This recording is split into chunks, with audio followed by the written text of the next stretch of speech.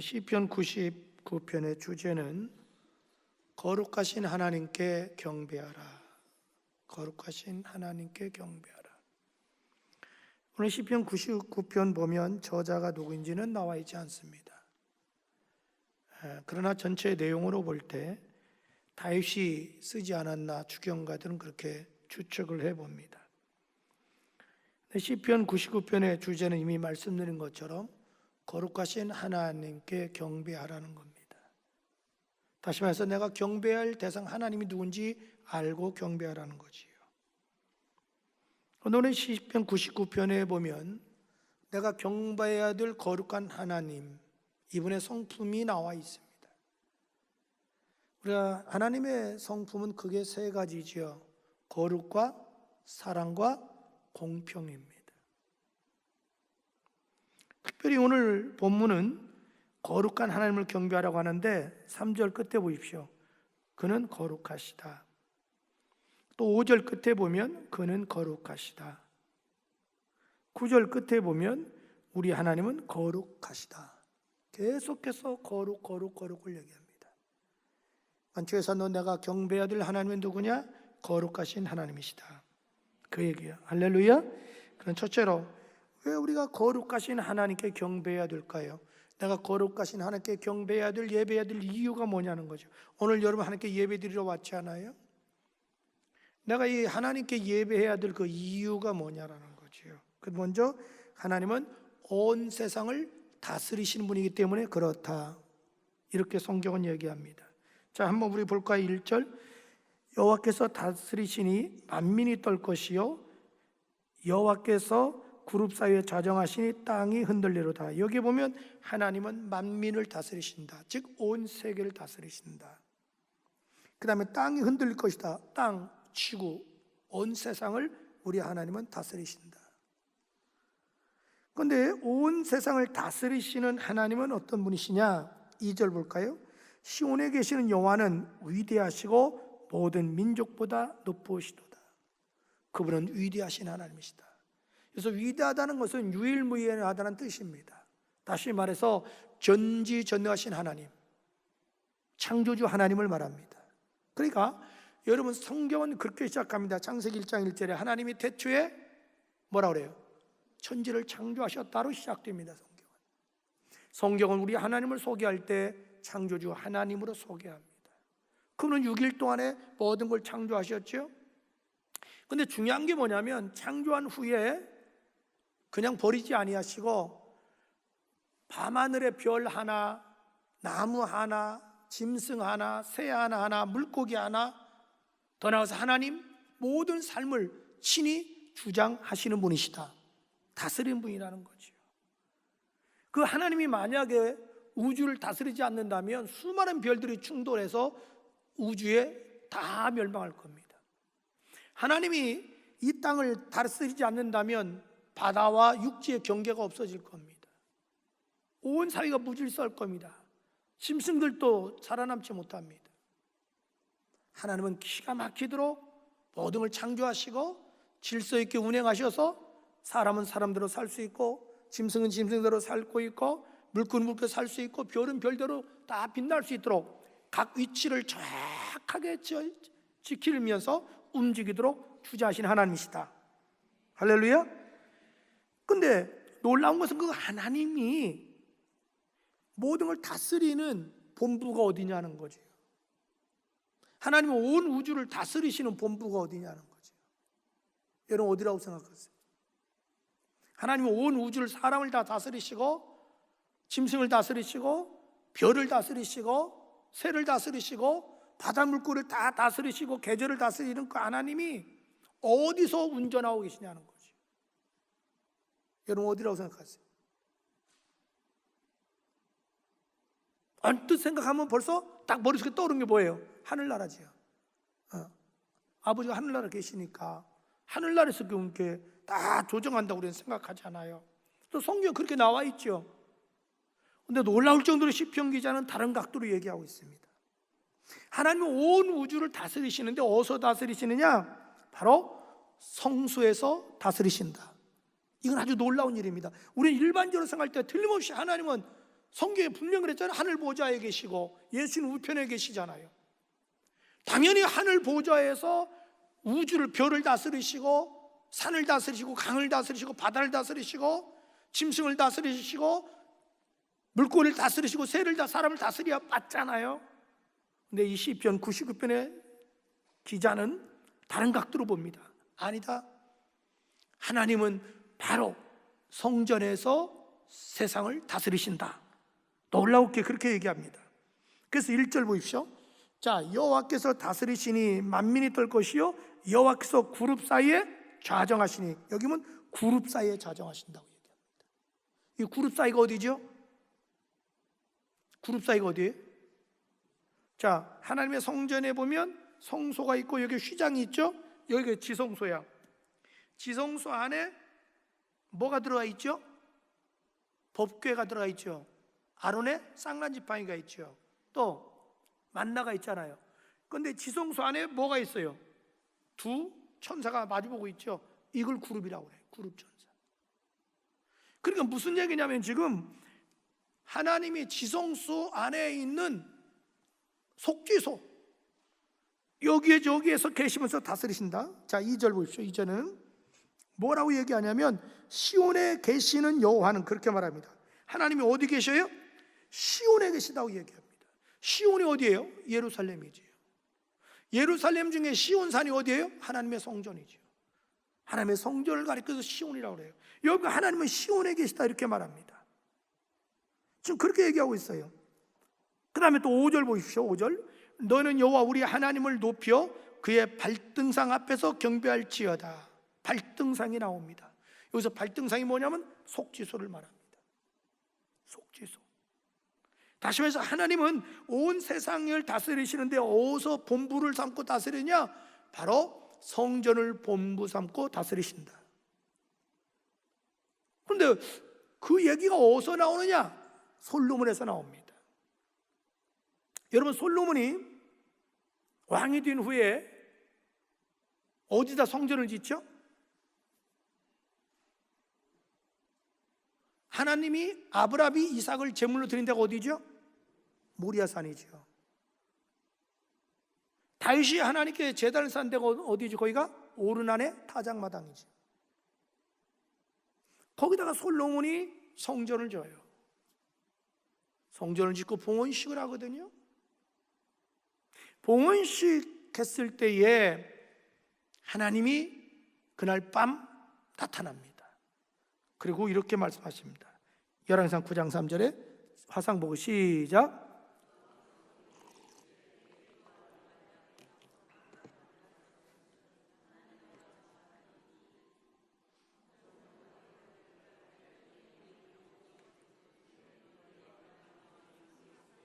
예, 여기 잘 봐야 됩니다.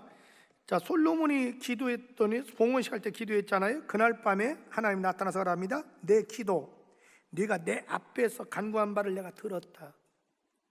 여러분, 우리가 기도하면 하나님이 들어주셔요. 들어주셔요. 그러면서 말합니다. 그래, 알았어. 나는 내가 건축한 이 성전을 거룩하게 구별하겠다. 그래서 중요한 게 뭐냐면 내 이름을 영원히 그곳에 두겠다. 내 이름을 영원히 그곳에 두겠다. 그리고 뭐라고 하냐면 내 눈길, 내 마음, 이게 중요해요. 내 눈길, 내 마음이 항상 거기에 있겠다. 그렇게 얘기하거든요. 그날 이후로 중요한 게 있습니다. 여러분, 구약을 많이 읽어보면 재밌는 게 뭐냐면 열왕기상, 역대상하 보면 그날 이후로 이스라엘 백성들이 철저하게 하나님 중심으로, 성전 중심으로, 예배 중심으로 살 때는 하나님이 안전하게 지켜주셨습니다. 열왕기상하, 역대상하를 읽어보면 그건 이스라엘의 역사지 않아요? 가령 한 예로 아사왕, 여호사밧 왕, 그 다음에 히스기야 왕, 요시야 왕, 하여튼 이런 왕들이 철저하게 하나님 중심으로 살고 성전 중심으로 살고 예배 중심으로 살 때는 옆에 초강대국이었던 에집트나 아수르 제국이나 바벨론 제국이나 아니면 옆에 모압이나 암몬이 됐든 시리아가 됐든 아랍 나라가 됐든 아니면 옆에 블레셋 나라 됐든 거의 침략이 없었습니다. 저들이 침략해도 이기지를 못했습니다. 그런데 역대 왕 중에서 하나님을 멀리하고 성전을 멀리하고 예배를 멀리하고 우상 숭배하면 여지없이 주변 나라들에 의해서 공략을 당합니다. 고통을 당합니다. 모든 걸 빼앗깁니다. 그건 우리에게 시사하는 바가 굉장히 큽니다. 그건 우리에게 뭘 가르쳐주냐면 우리는 철저하게 교회 중심으로 살아야 된다. 왜냐하면 교회는 예수님이 피값으로 세운 예수의 몸이잖아요.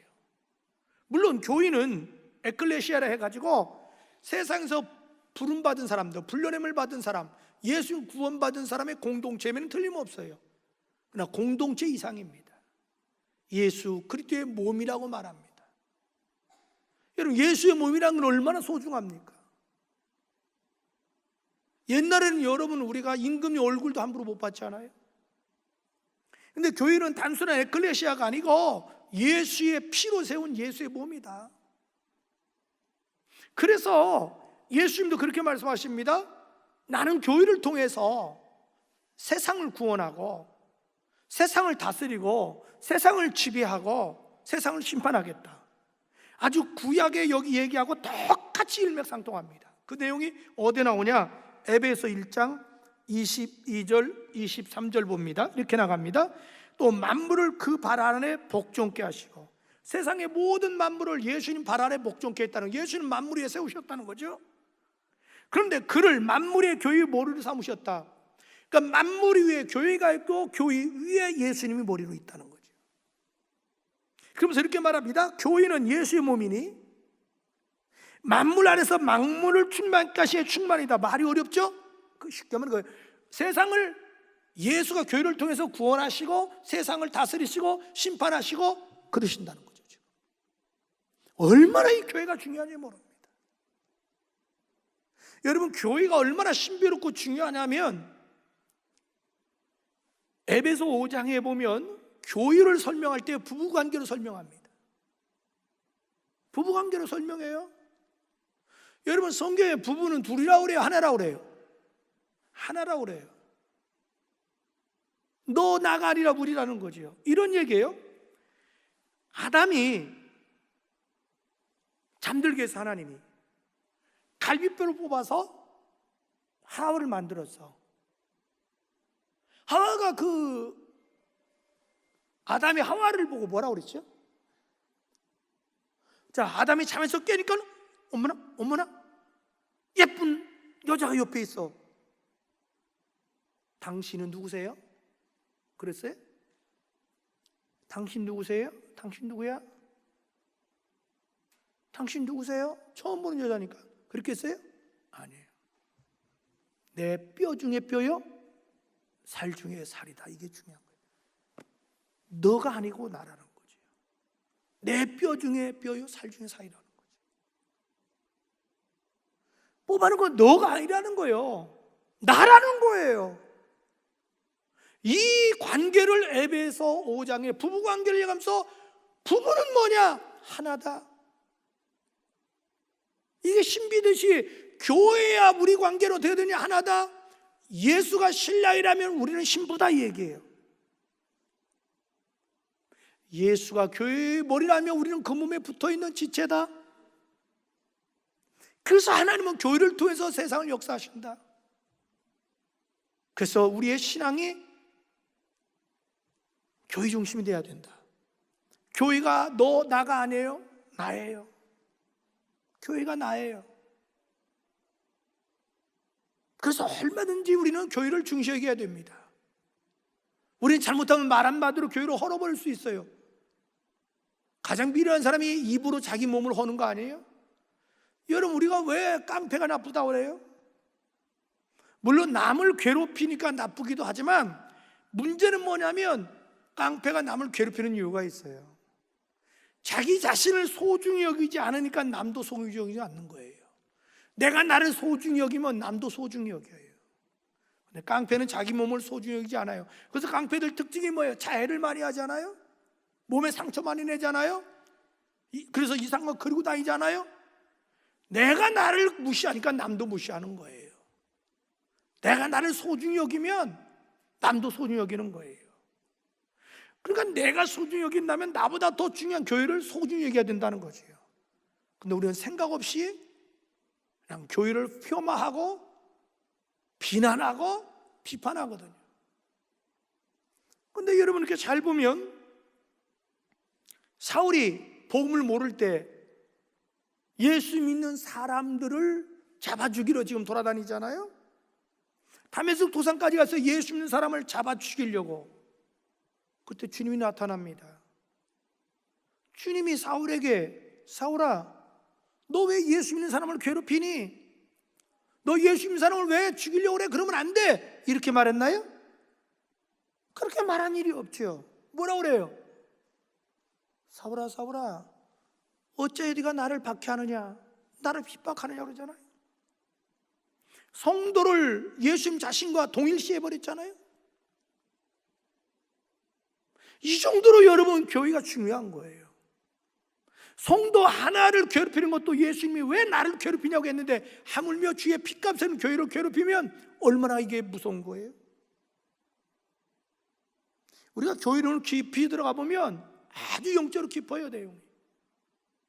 그래서 여기에 보니까 시편 90편, 20편 기자가 굉장히 영적으로 눈이 바른 사람이에요. 하나님은 성전을 통해서 세상을 다스리시고 세상을 구원하시고 세상을 심판하신다 그랬는데, 똑같이 주님은 에베소 1장 22절 23절 통해서 하나님은 만물을 위해 교회를 세우시고 교회를 통해서 만물을 구원하시고 세상을 지배하시고 세상을 다스리시고 세상을 심판하신다. 그래서 우리는 철저히 성전 중심으로 살아야 되고 예배 중심으로 살아야 된다. 할렐루야. 그럼 둘째로, 하나님은 세상을 무엇으로 다스리실까요? 하나님은 세상을 무엇으로 다스리냐? 먼저 공의와 정의로 세상을 다스리십니다. 정의와 공평으로. 자, 4절 한번 다시 읽어볼래요? 4절 시작.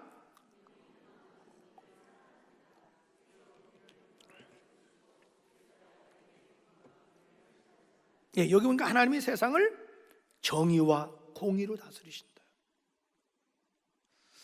여러분, 하나님께서는 기분 내키는 대로 감정대로 다스리지 않습니다. 기준이 있어요. 그게 뭐냐? 공평이라는 기준이 있어요. 공평이라는 의미가 뭐냐면 법대로 다스린다는 뜻이에요. 우리 공평과 평등은 전혀 의미가 달라요. 하나님이 공의로 세상을 다스린다. 공의, 공평, 그 말의 의미는 뭐냐면 법대로 다스리신다. 법대로 다스리기 위해서 하나님은 우리에게 말씀을 주셨어요. 말씀이 하나님의 법이에요. 하나님은 말씀대로 모든 걸 판단하시고 심판하시는 거예요. 그래서 어떤 사회가 살기 좋은 사회냐? 그건 공의로운 사회예요. 즉 법이 살아있는 사회예요. 법이 모든 사람에게 똑같이 적용되는 사회예요. 있는 사람이나 없는 사람이나 잘 사는 사람이나 못 사는 사람이나 똑같이 법이 공평하게 적용될 때 그 사회가 좋은 사회인 거예요. 그래서 우리 하나님은 공평히 세상을 다스리신다. 또 어떻게 세상을 다스리시냐? 정의로 다스리신다. 이 정의라는 의미는 뭐냐면 치우침이 없이, 한쪽에 치우침이 없이 올곧게 다스린다 이 말입니다. 여러분, 이 세상에 정말 모든 사람이 굴복할 정도로 공의와 정의로 다스리시는 분은 하나님 한 분밖에 없습니다. 왜? 그분은 전능하신 분이기 때문에 그렇습니다.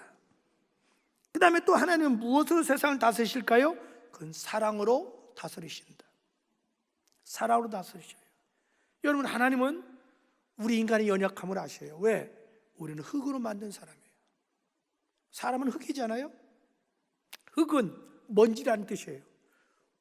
불면 날아가요. 여러분이 지금 굉장히 건강한 모습 같죠? 여러분이 죽어서 화장터에 가요. 불 켜서 나올 때는 뭐가 나와요? 가루가 돼서 나와요. 그럼 바로 가루 가지고 바닷가 가서 날리면 어떻게 돼요? 그걸로 끝나요. 이게 사람이에요. 사람은 흙, 먼지로 만드는 존재예요. 우리가 연약하다는 걸 누구보다도 우리 하나님은 잘 알으셔요. 본인이 만들었으니까. 그리고 인간은 나기 때문에 어쩔 수 없이 죄를 지을 수밖에 없는 존재라는 것도 아셔요.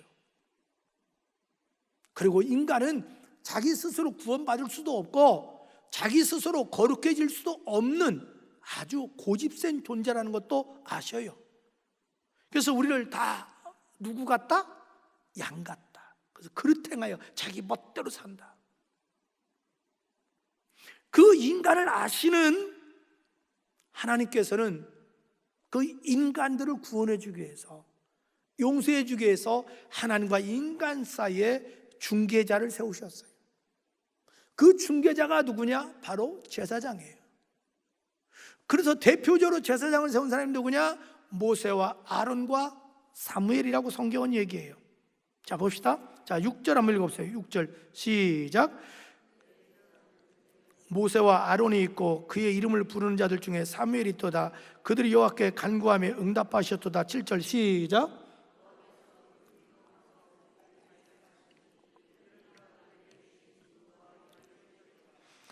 그 다음에 8절 시작. 여호와는 우리 하나님이여 주께서는 그들에게 응답하셨고 그들의 행한 대로 갚게 하셨으나 그들을 용서하신 하나님이시로다. 아멘. 이런 얘기예요. 제사장은 크게 두 가지를 해야 돼요. 하나는 백성들의 죄를 졌을 때 하나님께 저들의 죄를 용서해달라고 중보기도 해야 됩니다. 여러분, 중보기도의 최고의 사명은 용서기도입니다. 왜? 인간은 연약한 존재예요. 쓰러지고 넘어질 수밖에 없는 존재예요. 그래서 제사장이 다 하는 일은 뭐냐면 짐승을 잡아가지고 계속 피 뿌리면서 저들의 죄를 용서해달라고, 이것이 제사장의 매일같이 하는 일이에요. 그래서 저들이 그렇게 막 긍휼히 여겨서 용서해달라고 하면 6절에 보면 하나님께서 응답하셨다. 8절 응답하셨다. 응답 내용이 뭐냐? 8절 끝에 나와요. 용서하셨다. 이렇게 나오는 거예요. 그리고 제사장의 두 번째 사명이 뭐냐? 그것은 이스라엘 백성들 앞에 하나님 말씀을 가르치는 거예요. 왜? 말씀을 알아야 하나님을 알 수 있잖아요. 하나님 섬기는 방법을 알잖아요. 그런데 말씀을 가르칠 수 있는 최사의 방법은 뭐냐? 제사장들이 말씀대로 사는 거예요. 왜냐하면 백성들은 다 글을 모를 수 있어요. 성경을 깊이 있게 모를 수 있어요. 그래서 옛날은 글을 모르니까 중세에는 글을, 하나님을 가르쳐주기 위해서 가장 많이 사용한 것이 벽화였어요. 그림이었어요. 그래서 그림을 많이 그리다 보니까 여러분 로마 캐톨릭을 가보거나 히랍 종교나 성지순례 가보면 벽에 온갖 그림이 있고 성화 있는 이유가 바로 그거예요. 글을 모르니까, 성경을 모르니까 하나님을 알려주고 그림 가지고 통해서 알려주는 거예요. 그래서 유명한 화가들이, 여러분 로마 이런 데서 바티칸에 성당 가면 다 천지 뭐 이런 그림이 있잖아요. 온갖 그림이 다 있죠. 그걸 통해서 하나님을 알려줬던 거예요. 왜? 말씀을 모르니까. 그러니까 말씀을 모르면 사람이 우매몽지해지고 우상에 빠지는 거예요. 옛날 우리 민족도 그랬어요. 글자 몰랐어요. 처음에 우리 복음 들어왔을 때 100년 전에 글자를 몰라요. 대부분이 성경을 모르는 거예요. 그러니까 자꾸 이상하게 신비주의로 나가는 거예요. 그래서 그 신비주의를 이용한 게 뭐냐면 천주교에서 묵주를 이용하는 거예요. 이 불교 보니까 이게 참 묵주가 좋거든요. 그걸 이용하는 거예요. 그리고 십자가 형상을 만들어서 자꾸 십자가를 우상화시키기 시작한 거예요. 이거 사실 위험한 거예요. 그래서 중세에 종교 개혁자들이 부르신 건 다른 건 아니에요. 말씀을 알려주자. 평신들이 성경 알아야 된다. 성경 보니까 하나님을 제대로 못 섬긴다. 그래서 성경을 만들어내기 시작하고, 성경 만들어냈다고 저들을 화형시키고 종교개혁자들을 죽인 거예요. 종교개혁은 다른 거 아니에요. 성경을 돌려주자는 거예요. 하나님 백성들 앞에. 그것이 중세 종교개혁이에요. 정말 오늘날도 우리에게 정말 필요한 건 뭐냐면 하나님의 말씀이에요. 말씀을 통해서 우리 하나님을 정확히 알 수 있어요. 정확히 믿을 수가 있어요. 그래서 그 말씀을 가르치도록 주의 종을 세운 거예요. 제사장처럼. 그런데 중요한 건 뭐냐면 주의 종들이 그 말씀을 먼저 삶으로 모범을 보이라, 이렇게 얘기하고 있는 거예요.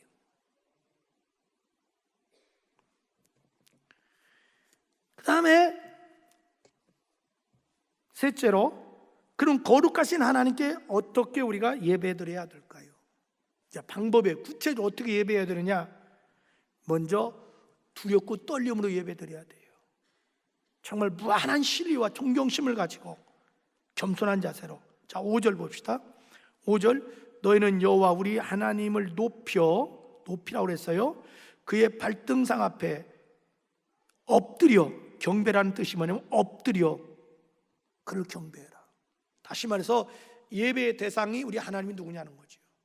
만왕왕의 만주의 주가 돼요. 그래서 예배 드릴 때 경건한 마음으로, 두렵고 떨림으로, 무한한 사랑과 신뢰감을 가지고 정말 겸손한 자세로 예배 드려야 된다는 거죠.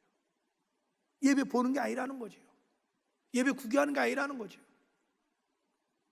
그래서 예수님도 그렇게 말합니다. 요한복음 4장 23절 24절에 화상 보고 시작. 아버지께 참되게 예배하는 자들은 영과 진리로 예배할 때가 오나니 곧 이때라. 아버지께서는 자기에게 이렇게 예배하는 자들을 찾으시니라. 하나님은 영이시니 예배하는 자가 영과 진리로 예배할지라. 여기 잘 보면 아버지께 참되게라는 단어를 씁니다. 참되게, 진실되게 예배해 드리려는 자는 뭐냐? 신령과 진정으로 예배를 드려야 된다. 하나님 이렇게 신령과 진정으로 무한한 신뢰감을 가지고 존경심을 가지고 두렵고 떨림으로 정말 겸허한 자세로 예배드린 자를 찾고 계신다. 이것을 바울은 로마서 12장 1절에 이렇게 고백합니다. 화상 보고요 시작. 그러므로 형제들아 내가 하나님의 모든 자비하시는 너를 권하노니 너희 몸을 하나님이 기뻐하시는 거룩한 산 제물로 드리라. 이는 너희들 영적 예배다. 네 몸을 다, 여기서 몸은 단순한 바디만 얘기하는 게 아니에요. 네 마음을 다하고 뜻을 다하고 정성을 다해서 그렇게 예배드리라는 거예요. 정말 찬양할 때도 온 마음을 정성을 다해서, 기도할 때도 온 정성을 다해서, 또 뭐 연보할 때도 마찬가지고 뭘 해도 온전히 이렇게 예배드리라. 왜? 하나님은 그렇게 예배받기에 합당하신 분이라는 거죠. 우리가 만으로 여길 뿐이 아니라는 거예요. 함부로 대할 뿐이 아니라는 거예요. 여러분, 우리가 사랑한다고 해서 하나님을 버르장머리 없어서는 안 되잖아요. 사랑하기 때문에 더 예의 갖춰야 되는 거 아니에요? 그분을 사랑하기 때문에 저 존경해야 되는 거 아니에요? 그러잖아요. 그리고 우리가 어떻게 예배 드려야 될까요? 성전에서 예배를 드리라. 성전에서 예배 드리라. 자, 9절 한번 읽어볼래요? 9절 시작.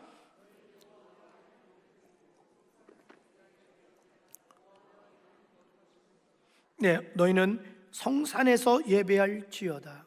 네, 성산이 뭘 말하죠? 성전. 네, 아버지가 성전에 계시기 때문에 너는 성전에서 예배하라. 물론 하나님은 어디도 계시죠? 그러나 그건 알아야 돼요. 성전은 아버지의 집이다. 아버지가 임재한 곳이다. 그래서 여러분, 오늘 우리에게 중요한 게 뭐라고 여러분 생각하세요? 정말 이 성전에 대한 개념이 바로 잡혀야 돼요. 여러분, 최소한도 내가 믿는 하나님은 어떤 하나님이냐? 거룩하신 하나님이시고 사랑의 하나님이고 공평하신 하나님이시다. 그 하나님은 성전에 계시다. 그래서 우리가 성전에서 예배드리는데 무한한 신뢰함을 가지고 존경심을 가지고 정말 사랑하는 마음으로 진실되게 예배를 드려야 된다. 그럼 주님이 예배 시간에 우리를 만나 주시고 사유해 주시고 치유해 주시고 변화시켜 주시고 능력을 주시고 은혜를 주신다. 이걸 경험한 다윗은 그렇게 고백하잖아요. 시편 27편 4절에 내 평생 소원이 뭐냐? 나는 하나님의 성전을 짓고 성전에서 하나님 섬기는 거다. 그래서 우리가 다윗을 보면 죽기 전에 그냥 성전 지으려고 하나님이 설교들 다 그렸어요. 모든 물자를 다 준비해놨어요. 자기 아들이 성전 지을 수 있도록. 저는 여러분들 다시 한번 이 성전이 단순한 이 건물이 아니고 정말 이 로컬 처치가 이건 예수 그리스도의 몸이다. 주님은 교회를 통해서 세상을 구원하시고 심판하시고 세상에 필요한 걸 공급해 주신다. 그 성전에서 무한한 주님을 사랑하고 신뢰하는 그 마음 가지고 만왕의 왕께 경배와 찬양하는 여러분의 신앙 되기를 주님으로 축복합니다.